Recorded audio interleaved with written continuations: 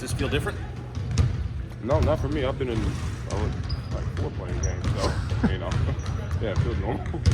Does the mindset change at all in terms of trying to flip it from the regular season to the postseason at all? Yeah, what I've noticed is it's really like it's a win or go home. It's high intensity. Guys are giving it their all because your season could be over in one game. So obviously it's definitely a playoff feeling, but it's heightened a little bit because it's one game. How much is playing with pace key for the next 2 games specifically, especially Dallas with their size? Yeah, I mean you don't want to get in a half court battle with them.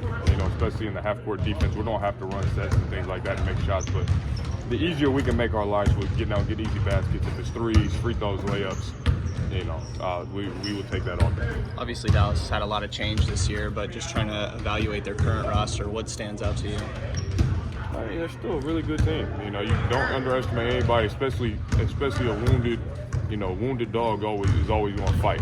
So, they're a very well coached team. They were just in the championship, so they're not scared of any big moments.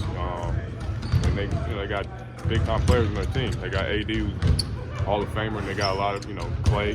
They got guys that's been there and done it before, so it's nothing new to them. And you've been rolling a little bit with this group. Just kind of what's your comfort level as traded here mid-season and as you're getting acclimated heading into this play-in? I felt good since I've been here. Not everything happens as fast as everyone wants it to, as much as we all wish it would. You have some ups, you have some downs, but I think we're all clicking at the right time. From your standpoint, what you've seen on film over the past several weeks, is that good enough to win in the playoffs, win in the postseason? I mean, with this group, we're good enough to beat anybody. We play the right way. We have shot makers on this team. We come together and we play the right way. We're good enough to beat anybody. It's just going to take that effort and putting those games together to do that. I'll never bet against ourselves. That's not what's going to happen. And what's going to be the biggest concern on your guys' end? I mean, I know you're more focused on you guys and then. Our biggest concern is, we got to make sure that we're coming out here and playing with life and energy. It's a do or die situation. So if we're not playing like that, then I think that'd be the biggest concern if we're not playing that way.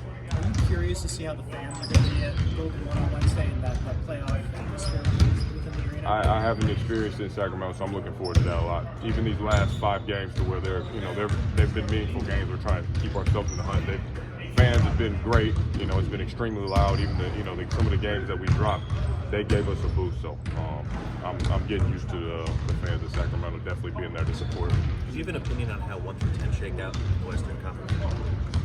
Do I have an opinion on it? Yeah, just on how the standings shaked out. The teams from top to bottom.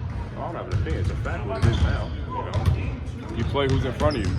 You play all these regular season games to figure out where you stack up in the standing, and now you got to play the schedule that's in front of you. So we're not worried about that. We have to win and move on to make sure that we get into a situation where now we can really sit down and try to figure out who we are going to play. Do you think this is the best you guys have been playing as a group the last 6 games or so?